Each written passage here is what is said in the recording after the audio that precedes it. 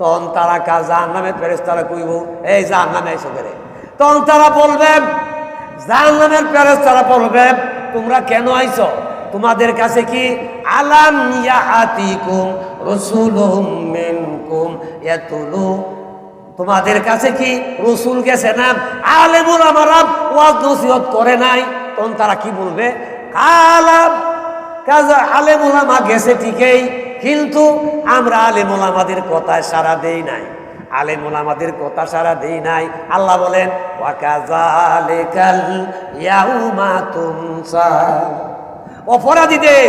অপরাধীদের বাসস্থান কতই না মন্দ জায়গা হবে। চিল্লায় এখন নাউজুবিল্লাহ, আরো জোরে আওয়াজ করে বলে নাউজুবিল্লাহ। সেই জন্য আমি অনুরোধ করব, এখনো যারা বাইরে আছেন তারা ভিতরে ঢুকে যান। রমজান গেছে, এখনো অনেকের বাড়িতে অনেক জাতের ফিডিয়া আছে। আমার দিকে যান, এই ফিডিয়া মানুষ ছাড়া আর পৃথিবীর কোনো পানি খাইছে? ইন্ডিয়া কথা কন না কেন? শেয়ালে খাইছে, কুকুরে খাইছে, আপনি বাস এরিয়া দুধ ফাইলছেন, ইন্ডিয়া খাইছে।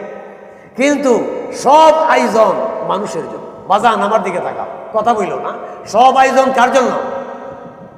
সব আয়োজন আল্লাহ আমাদের জন্য করেছে। আল্লাহ বলেন, আমি তোমাদেরকে সম্মানিত মেহমান বানাইছি, 18,000 মাখলুকাতের বাদশা বানায়া আমি দুনিয়াতে পাঠাইছি। চিল্লা এখন আল্লাহু আকবার, আরো জোরে এখন আল্লাহু আকবার। কিন্তু যদি নিজের ইজ্জত নিজে না বুঝব, কে তোমার ইজ্জত বুঝিয়ে দিবে? সেজন্য আল্লাহ রাব্বুল আলামিন বলেন, রমজান গেছে, এরপরও যদি আমরা আত্মশুদ্ধি হতে না পারলাম, আমরা যদি ভালো হইতে না পারলাম, আল্লাহ রাসূল দোয়া করেছেন, রমজান মাস পাইয়াও যারা গুনাহ মাফ করাইতে পারল না, গুনাহ মাফ করাইতে পারল না, এই লোকগুলি ধ্বংস হোক। রাসূল তাদের জন্য দোয়া করেছেন, এই লোকগুলি ধ্বংস হয়ে যাও। রমজান গেল, যদি আমরা সুদ ছাড়তে না পারছি, হিংসা ছাড়তে না পারছি, আত্মগর্ব ছাড়তে না পারছি, শেকায়েত বিপদ ছাড়তে না পারছি, বোঝা গেল এই রোজায় কোনো কাজ করে নাই। আওয়াজ দিয়ে বাড়ায় বলেন, ঠিক না বেশি? রোজা রাখছি ঠিকই, কিন্তু রোজায় কোনো কাজ হয় নাই। অনেক রোজাদার আছে এমন, যারা রোজা রাখছে শুধু অনাহার রয়েছে, এই রোজা কবুল হয় নাই, শুধু আত্মশুদ্ধি না হওয়ার কারণে। রোজা আসছিল, আল্লাহ বলছেন লাআল্লাকুম তাত্তাকুন, যাতে তোমরা পরহেজগার হতে পারো, ক্ষুধা বিরতা অর্জন করতে পারো, ভালো মানুষ হতে পারো। বাজান আমার দিকে থাকা, আমরা ভালো মানুষ কেমন হতে পারলাম? এরপরও যদি না পারি, এখন যে মাসটা চলতেছে, এই মাসটা হলো শাওয়ালের চাঁদ উঠে গেছে। কের চাঁদ? জুড়ে বলেন, কিসের চাঁদ? এই শাওয়াল, জিলকাদা এবং জিলহজ, এই 3টা মাস হলো হজের মাস। এই 3টা মাস কিসের মাস? জুড়ে আওয়াজ দিয়ে বলেন, কিসের মাস? হজের মাস। হজে যাওয়ার ইচ্ছা কি আমাদের আছে না নাই?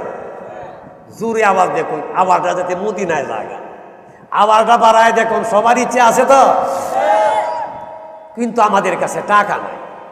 আমরা মন আছে, টাকা নাই। টাকা দেওয়ার মালিকেরা? বাজান জুড়ে কর, টাকা দেওয়ার মালিক কেউ ফিরে না খালি হাতে, আল্লাহ তোমার দরবারে। পড়েন, কেউ ফিরে না খালি হাতে, আল্লাহ তোমার দরবারে। আল্লাহ বলেন, সবার কাছে চাইলে বেজার হয়, আমার কাছে বন্দায় যতই চায়, আমি আল্লাহ ততই খুশি হই। চিল্লা এখন আল্লাহু আকবার। আপনি 40 বছর গুনাহ করছেন, 40 বছর গুনাহ করিও যদি আল্লাহর কাছে ফিরিয়া গলায় গামছা বান্ধিয়া আপনি কোন, আল্লাহ গো আমি ভুল করছি, আর করতাম না, আমারে মাফ করিয়া দেও। আল্লাহ বলেন, ফিরে বলরা 40 বছরের গুনাহ আমি 1 সেকেন্ডে মাফ করে দিব। আরো জোরে চিল্লা এখন সুবহানাল্লাহ। যে আল্লাহ বন্দাকে এভাবে মাফ করেন, সে আল্লাহর গুণ কীর্তন করতে বসেছি। বাজান এখন না উনি, এই ও সিলি প্রস্তাব করবো, এই সাইডে করায় না। যাক, আমি আপনাদেরকে এই অনুরোধ জানাবো। আমি প্রথমে একটা আয়াতের সংক্ষিপ্ত তর্জমা করলাম। আমার দেয়ার কথা, আমার দিকে তাকান।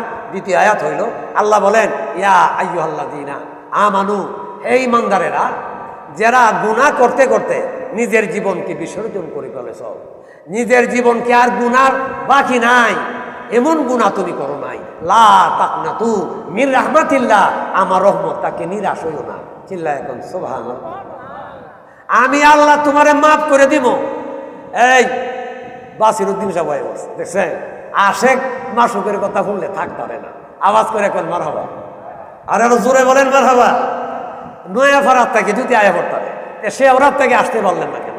অনেক লোক রাস্তায়, অনেক লোক দোকানে ডাদ হইব।